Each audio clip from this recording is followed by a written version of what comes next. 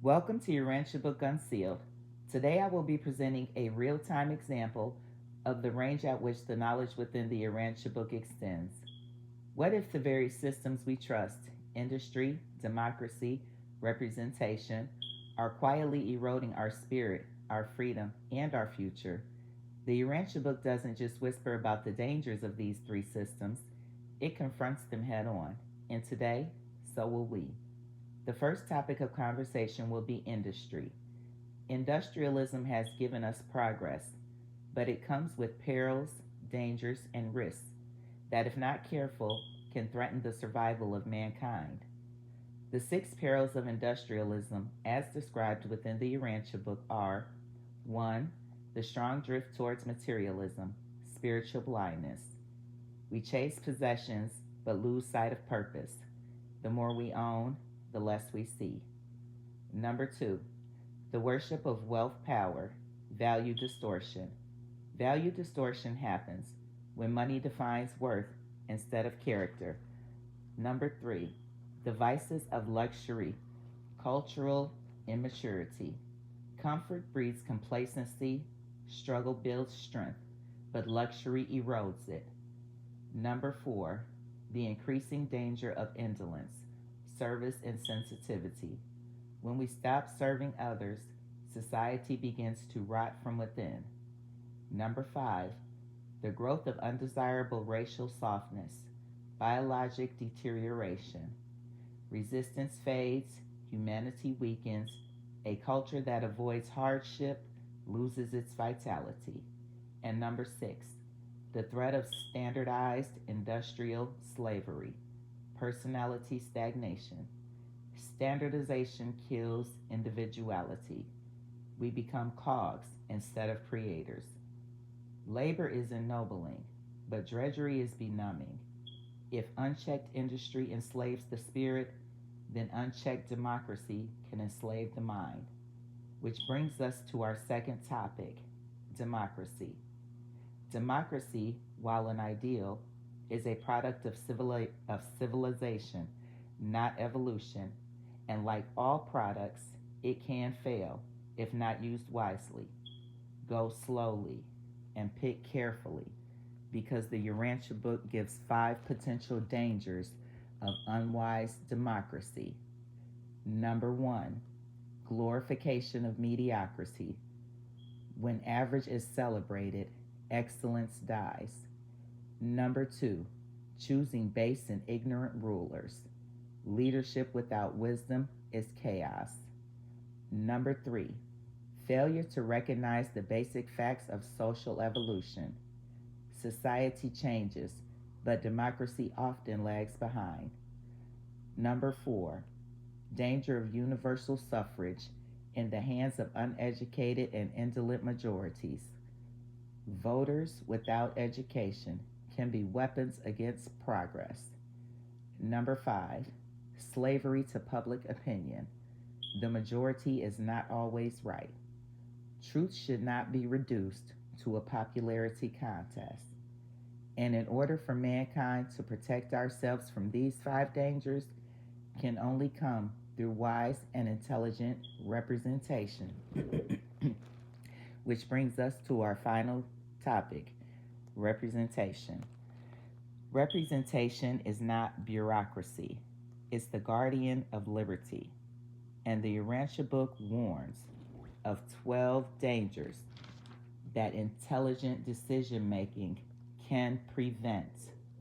Danger number 1, the unlawful assumption of unwarranted power by either the executive or legislative branch, taking someone's power or property by force. Number 2, machinations of ignorant and superstitious agitators. The purpose of machination is to achieve a specific, often ambitious or sinister goal through clever, secret, or intricate plots or schemes, usually involving manipulation, deceit, or underhanded tactics to gain power, control, or advantage, especially in politics or business, often with negative connotations. Number 3, the intellectual delaying of scientific progress stagnates scientific discoveries. Number 4, stalemate of the dominance of mediocrity. Any position or situation in which no action can be taken or progress made because those in power lack the quality or skill that is normally expected of leaders, which in return forces weaponized power and influence over others. Number 5, domination by vicious minorities, small groups of people being deliberately cruel or violent through the assumption of power and influence over others. Number 6, controlled by ambitious and clever would be dictators. One who has gained total control by force, showing a strong desire and determination to succeed, who is also quick to understand, learn, devise, and apply ideas with the power to influence or direct people's behavior. Number 7, disastrous disruption of panics, the intentional and sudden causing of uncontrollable fear or anxiety from disturbances or problems with progress, causing great damage. Number 8, exploitation by the unscrupulous, the action or fact of threatening someone unfairly in order to benefit from their work, having or showing no moral principles, not honest or fair. Number 9, taxation, enslavement of the citizenry by the state, the binding of state citizens through excessive taxation. Number 10, failure of social and economic fairness, totally resistant and absolutely unwilling to comply with social or economical fairness. Union of church and state. Number 11, church and state should always remain two separate entities. The union of such institutions will only drag mankind back further in its already delayed and stagnant development. Number 12, loss of personal liberty. No longer being free within society from oppressive restrictions being imposed by authority on one's way of life or political views. Representation is not just about who sits in office, it's about protecting the very souls of society. And after the conclusion of the 12 dangers of representation, the Urantia book goes on to give the details of how such dangers may not be avoidable, and goes on to say these 12 dangers are the purposes and aims of constitutional tribunals acting as governors upon the engines of government representatives. So, who is this constitutional tribunals? It's the hidden hand of the government. It's a court that holds exclusive jurisdiction over constitutional issues, preventing other courts from engaging in constitutional review.